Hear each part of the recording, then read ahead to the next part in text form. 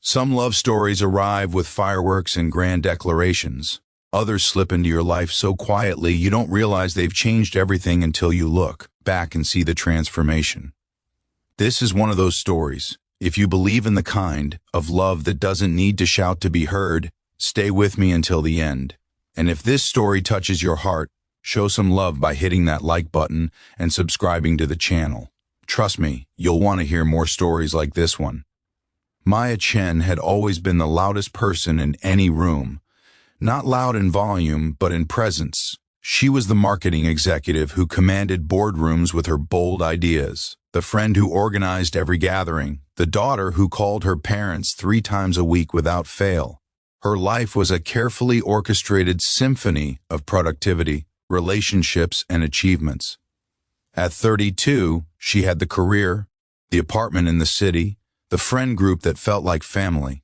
What she didn't have was time to notice the quiet man who worked in the building's maintenance department. Daniel Foster had perfected the art of being invisible. As the building supervisor for the downtown high-rise where Maya worked, he moved through the hallways like a gentle breeze, fixing things before people noticed they were broken, ensuring everyone's comfort while remaining comfortably unnoticed himself. He'd learned early in life that staying quiet kept you safe. Growing up with an alcoholic father and a mother who worked 3 jobs, Daniel had become the child who never asked for anything, never complained, never drew attention to his own needs. Now, at 34, that childhood defense mechanism had calcified into his entire personality. Their first real interaction happened on a Tuesday morning when Maya's office door jammed, trapping her inside during a fire drill. While others panicked and shouted suggestions through the door, Daniel appeared with his toolbox, his calm voice cutting through the chaos. "Miss Chen, I'm going to need you to step back from the door. I'll have you out in 3 minutes." His tone was matter-of-fact, confident without being cocky. True to his word, exactly 3 minutes later the door swung open. Maya stepped out, flustered and ready to thank him properly, but he'd already disappeared down the hallway, toolbox in hand. She asked about him at the front desk. "Daniel?" "Yeah, he's been here for 5 years. Best maintenance guy we've ever had. Quiet, though, keeps to himself." That description stuck with Maya in a way she couldn't quite explain. In her world of networking and constant communication, someone who kept to himself felt like a fascinating anomaly. The second time she noticed him was 2 weeks later. Maya was working late, stressed about a campaign that was falling apart, when her office lights flickered and died.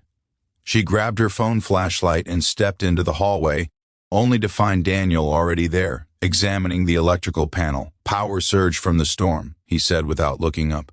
"Your floor will be back in 10 minutes. You might want to save any work on battery backup."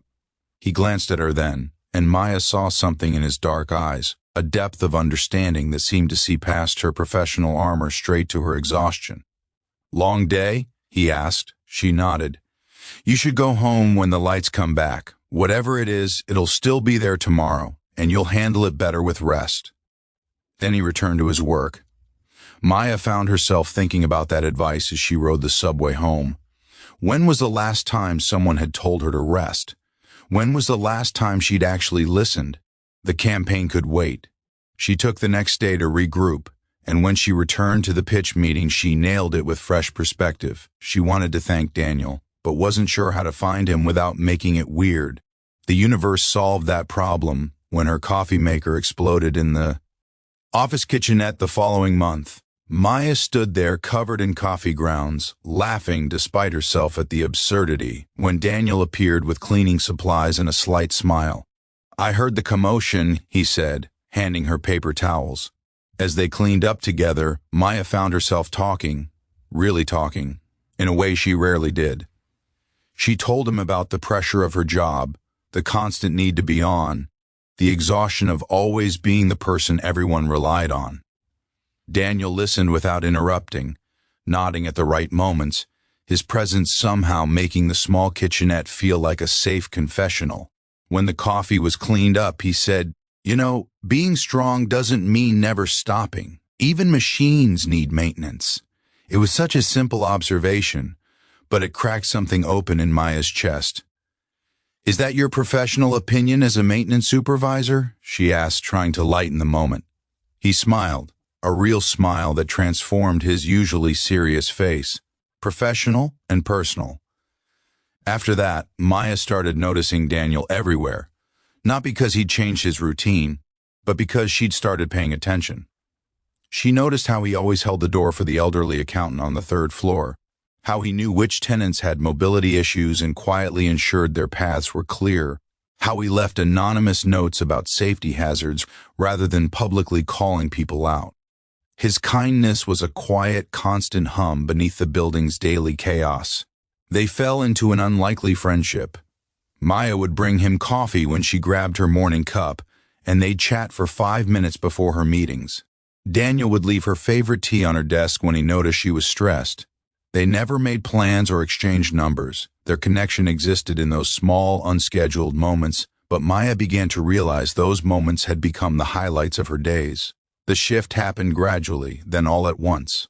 Maya started to notice how safe she felt around Daniel, how she could let her guard down without fear of judgment.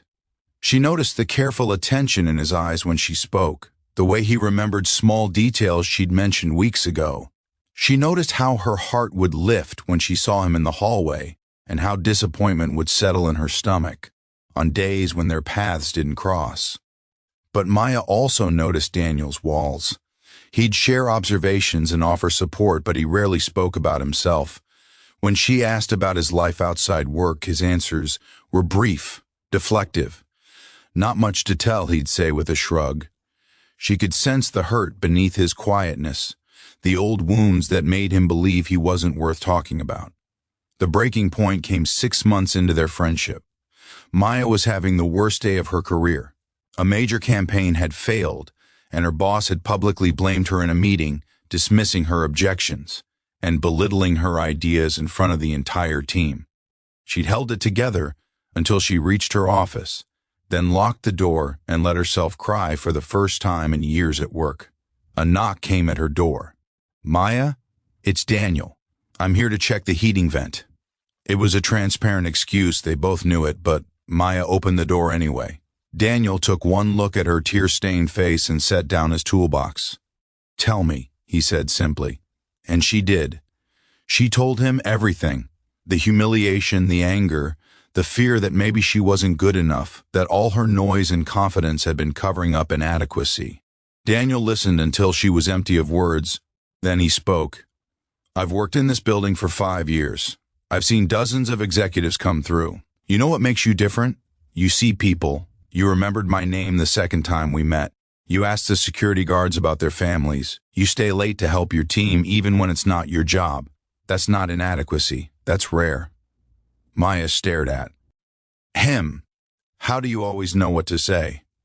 "I don't," Daniel admitted. "I'm terrible at talking, but I'm good at seeing. And I see you, Maya. Not the performance you put on, but the real you. And she's extraordinary." The air between them shifted. Maya felt it, that electric moment when friendship tips into something more. She reached for his hand and Daniel didn't pull away. "Why do you hide yourself?" she asked softly. "You see everyone else so clearly, but you act like you're not worth seeing." Daniel's jaw tightened. For a moment she thought he'd retreat into silence, but then he spoke, his voice rough with emotion. "Because I learned a long time ago that needing things, wanting things, making noise about what I felt, it only brought pain. My father didn't want to hear it. My mother didn't have time for it. So I got quiet. I got useful. I made myself someone people needed but never really saw. It was safer that way. And lonely," Maya added gently. "And lonely," he agreed. Maya squeezed his hand. "I see you, Daniel. I've been seeing you. And what I see is someone brave enough to show up for everyone else, even when no one showed up for him. Someone who makes the world softer and safer just by being in it. Someone I really, really like." Daniel's eyes widened. "Maya, I'm a maintenance supervisor. You're this brilliant, dynamic person with this amazing career. I don't even have a college. Agree. I live in a 1-bedroom apartment in Queens. You're not what? Loud enough? Flashy enough?" Maya felt anger rise, not at Daniel, but at every person who'd made him believe quiet was the same as worthless. Daniel, I spend my whole life being loud. Do you know how exhausting that is? Being with you is the only time I feel like I can breathe. You've been showing me what love actually looks like for months. The kind that doesn't need an audience or applause. The kind that just shows up consistently, gently, paying attention to what someone actually needs. Love? Daniel whispered. Maya realized what she'd said. She could backtrack, laugh it off, protect herself from the vulnerability. But Daniel had been brave enough to open up to her. She could be brave too, yes. Love. Quiet love. The kind that speaks through actions and attention, the kind that's been growing between us in 5-minute conversations and cups of tea left on desks. Tell me you don't feel it too. Daniel's carefully maintained composure cracked. I feel it. God, Maya, I've felt it for months. But I didn't think someone like you could actually want someone like me. Someone like you? Maya stood up, pulling him to his feet. Daniel, you're the best man I've ever known. Your quietness isn't a flaw. It's a gift. In a world that never stops screaming, you're teaching me that the most important things are often whispered. They stood there in her office, hands clasped, two people who'd spent their lives believing opposite lies. Maya had believed she needed to be loud to matter. Daniel had believed he needed to be quiet to survive. But together, they were discovering a third option, being authentically themselves with someone who saw them clearly and loved them anyway. Their relationship unfolded differently than any Maya had experienced before. There were no dramatic declarations or social media announcements. Instead, there were Saturday mornings fixing things in Daniel's apartment while listening to jazz. There were quiet dinners where comfortable silence felt as intimate as conversation. There were moments when Maya would rant about work and Daniel would listen, offering perspective without trying to fix everything. There were moments when Daniel would share memories of his difficult childhood and Maya would simply hold him, offering her steady presence without trying to fill the silence with platitudes. Maya's friends were initially confused by the relationship. They'd expected her to date another executive, someone who matched her. Ambition and visibility. But when they met Daniel, they began to understand. They saw how Maya softened around him, how she laughed more freely, how she seemed more grounded.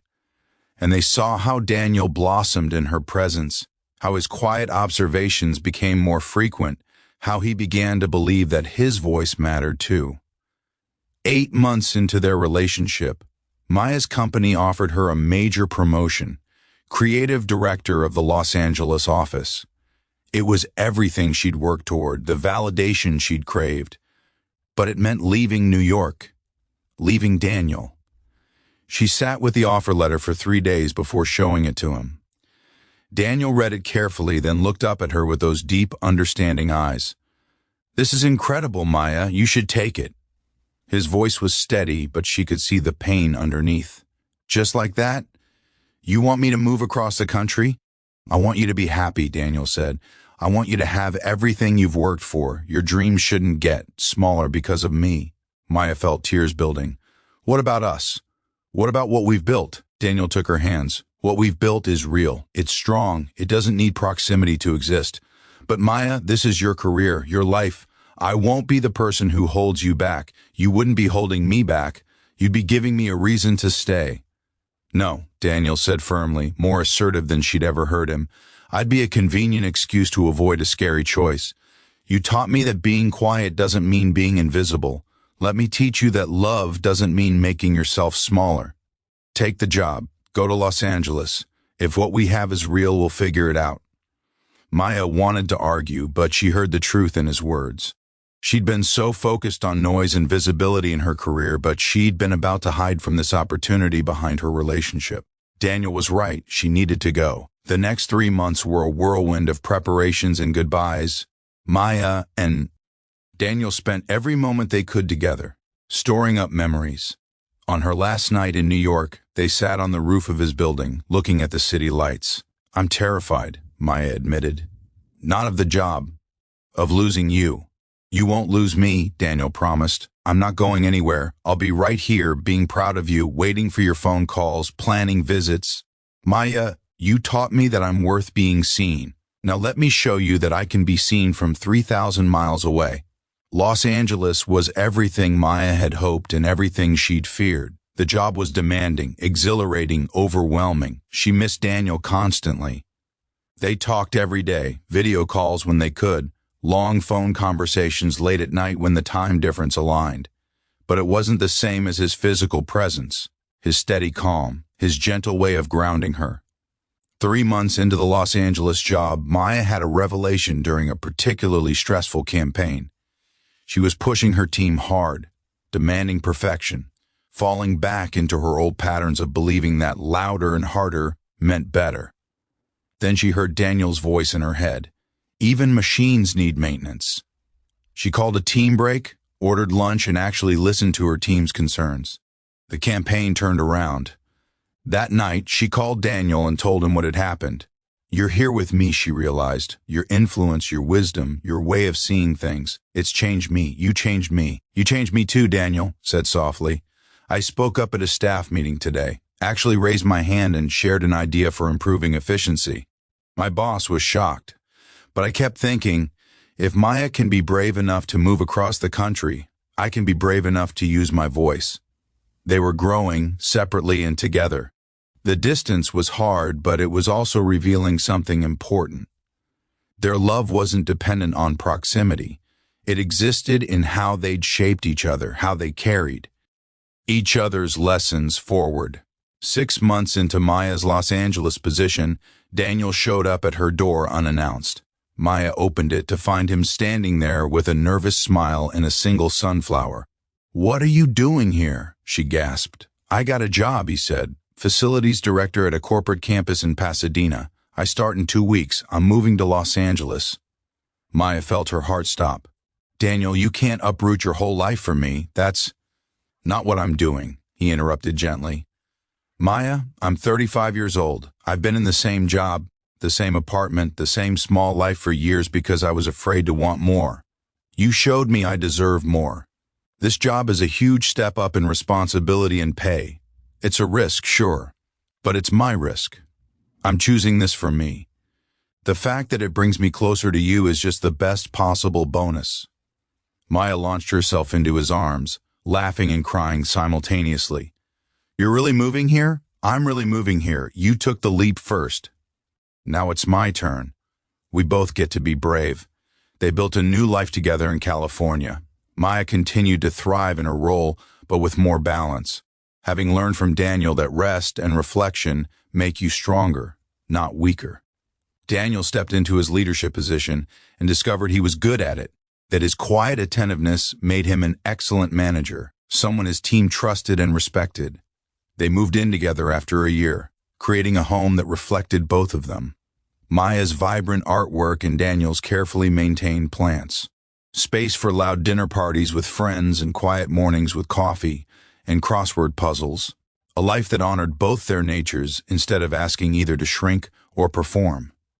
2 years after Maya had moved to Los Angeles, Daniel proposed in the most Daniel way possible. No grand public gesture, no flash mob or jumbotron. Just the two of them on a quiet beach at sunset. Daniel taking her hand and saying, Maya Chen, you taught me that being quiet doesn't mean being invisible, and that love doesn't have to be loud to be real. You see me, you celebrate me, you make me want to be brave. Will you marry me? Maya said yes through happy tears. And then she added, Daniel Foster, you taught me that the loudest love is the one that shows up consistently, that pays attention, that creates safety for someone to be fully themselves. You see me, you ground me, you make me want to be softer. I can't wait to marry you. Their wedding was small and intimate, a mix of Maya's exuberance and Daniel's thoughtfulness. During his vows, Daniel's voice shook but didn't falter. I used to think being quiet meant being unworthy of love. Maya proved me wrong by loving me not despite my quietness, but because of what that quietness allowed me to see and offer. She taught me that I don't have to be loud to be valuable. Maya's vows made everyone cry. I used to think love had to be grand gestures and constant communication. Daniel proved me wrong by loving me through small, consistent acts of attention and care. He taught me that the most profound declarations are often whispered. As they danced their first dance as a married couple, Maya whispered to Daniel, "Thank you for teaching me that quiet love speaks the loudest." Daniel smiled, that transformative smile that lit up his entire face. "Thank you for teaching me my quiet was worth hearing." Their story became one they'd tell their children years later, about two people who thought they needed to be something other than what they were, until they found each other and discovered that authentic love doesn't ask you to change your volume. It just asks you to be real, to be present, to be brave enough to let yourself be fully seen by someone who celebrates exactly who you are. In a world that constantly screams for attention, Maya and Daniel built a love that didn't need an audience. It existed in morning coffee and remembered details, in hand squeezes.